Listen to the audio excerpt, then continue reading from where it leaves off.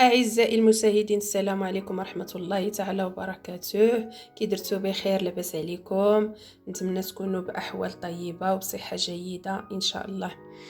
اليوم بالنسبة هاد الفصل هذا اللي هو الفصل ديال الشتاء اللي كيكثر فيه الزكام وكتكثر فيه هاد النزلة هادي ديال هاد البرد اللي الناس كلهم مرضوا فيها.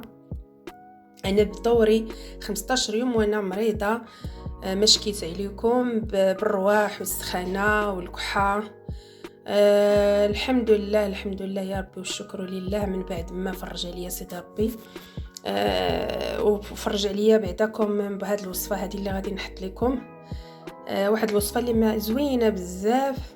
يعني عييت بالسيرويات، عييت بلي زونتيبيوتيك، عييت بالادويه كاع كلها الطبيه، ما داروا لي والو. نيت كنشربهم بحال اللي كنشرب الماء، ما كاين حتى شي حاجه. ولكن اتجهت للعشوب واتجهت لهادشي ديال الوصفات ديال العرب، ولقيت بان الاعشاب راه زوينه، يعني ساعدتني باضافه لي زونتيبيوتيك. من طبيعه الحال ما نساوش الخير ديال لي زونتيبيوتيك وفيتامين سي يعني واخا درت ندير لي سيرو، ولكن حتى هاد الوصفات ديال الطب البديل راه مزيانين كيساعدوا الانسان، لان هاد النزله ديال البرد راه قويه بزاف ومرتو فيها الناس بزاف، وكنعاونوا بهذا الشيء ديال الوصفات الشعبيه. وانا لقيت بزاف على هاد الوصفه الحمد لله. نقص ليا داك الزكام الكحه الحمد لله. ملي كنديرو بالليل راني كنشربها بالليل كنرتاح، بعدا بالليل كيناسب بنادم. المهم حبيت انني نجي نتقاسم معكم هاد الوصفه هاد الوصفه اللي كتكون من جوج ديال المكونات طبيعيين. اول مكون بالنسبه ليا هو خدنجال. هاد العشبه هادي ها هي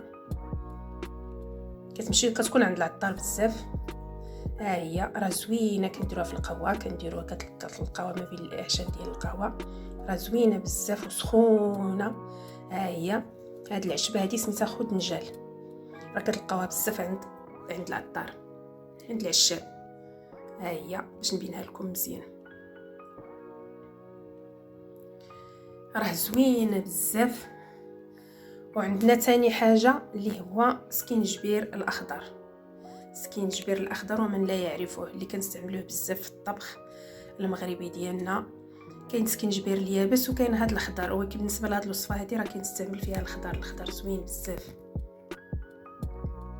ها هو سكينجبير الاخضر، ها هو راه كنت استعملت بعدا منه النص، ودابا ملي بغيت ندير لكم الوصفه بقى لي النص منه. ها هو الحمد لله، وراه باقي ليا بعدا باش نعاود ندير معكم الوصفه. ها هو. ومن طبيعه الحال كنستعمل العسل اللي عنده، هي هذيك اللي ما عندوش العسل الحر. هادشي اللي كنحتاجو. بالنسبه للناس العاديين راه كيستعملوا العسل اللي ماشي اللي فيه مرض السكري، ما غاديش من طبيعه الحال يديروا، غادي يستعمل غير هاد المكونين هادو بجوج. ودابا غادي نخليكم مع الطريقه ديال تحضير هاد الوصفه هادي. بالنسبه للطريقه، اول حاجه كنديروا كناخذوا مهراز الاله العجيبه القديمه لاي منزل كتواجد فيه المهراز ديالنا، وكندقوا فيه هاد خدنجال، راه هو قاصح هاد العود، يعني اما كنحكوه يا اما كندقوه. انا كنهرمشو فيه في المهراز باش يمكن له يعطيكم المنفعه ديالو. يعني كتاخذوا نتوما راه مجهد بزاف قاصح، غتاخذوا غير واحد ولا جوج وكتستعملوا على حسب شحال بغيتو نتوما ديال الماء اللي كديروا. بغيتو على حسب كاس، جوج، ثلاثه. انا المهم انا راه حيت كنديرها العائله كلشي مريض، راه كندير بالكثره. المهم غادي ناخذ جوج ديال الحبات ديال الخدنجال ها هما، وغادي ندقوهم في المهراز، وغادي نولي لكم هانتوما راه كنبقاو ندقوه.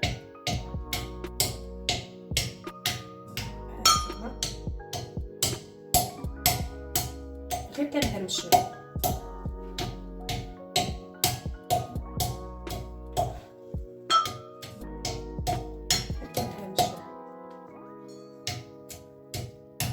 قاصح شويه في الدقان ديالو، راه ما يصلح له غير هاد المهراز هذا ولا الحكاكه، ولا نقدروا كنحكوه حتى في هاد الحكاكه هادي، في الحكاكه اللي قد يحكوا ما قدش غير يدقوا.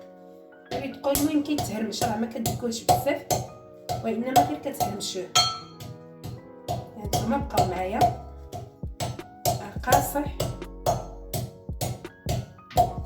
كيبدا يطير.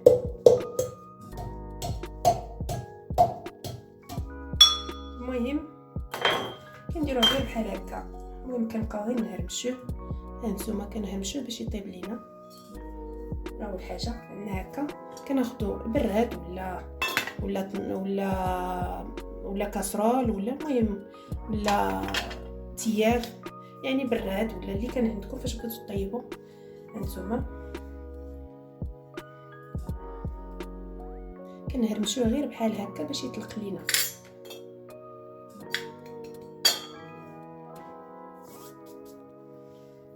طاروا لي هنايا شي حبيبات هاهما كنديروهم هنايا. وكناخذوا سكينجبير ديالنا، ها هو كناخذوا الطريف ديالو راه قاصح بزاف، غير الطريف اللي غادي نستعملوه الاخضر، سكينجبير الاخضر. من بعد ما غادي نغسلوه كناخذوه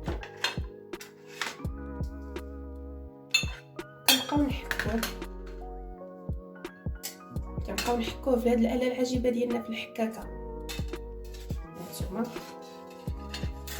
يساع كيتحك، لان الا خليناه هكاك راه ما غاديش يطلق. واخا غيطلق ولكن ما غاديش يطلق بواحد النسبه اللي هي كبيره. هانتوما حيت كتحكوه غيطلق لينا مزيان، داك الجهد ديالو كله كيطلقوا.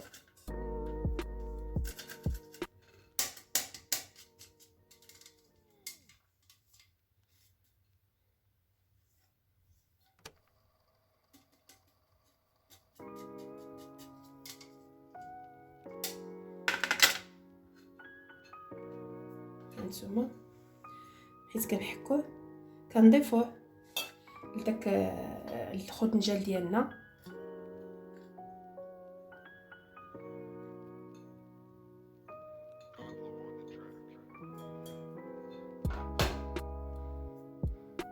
وكناخذوا الماء الغليان، هو عندنا الماء غليان وكنضيفوه له.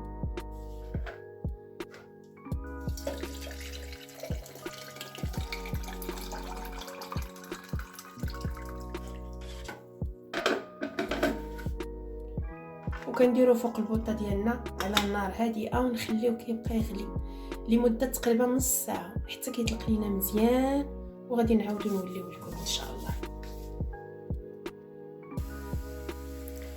اخواني الاعزاء، من بعد ما غلى ليا المشروب ديالي الساخن ديال خضنجال مع سكينجبير الخضر، راني صفيته وصفيته وهاني النتيجه النهائيه ها هي.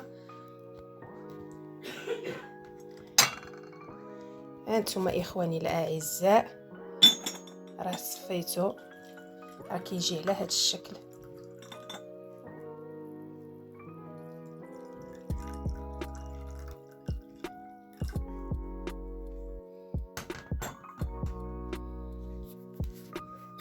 هانتوما راه من بعد ما غليتو راه كيخصكم تخليوه مزيان باش يطلق داك سكينجبير ويطلق داك خضنجال.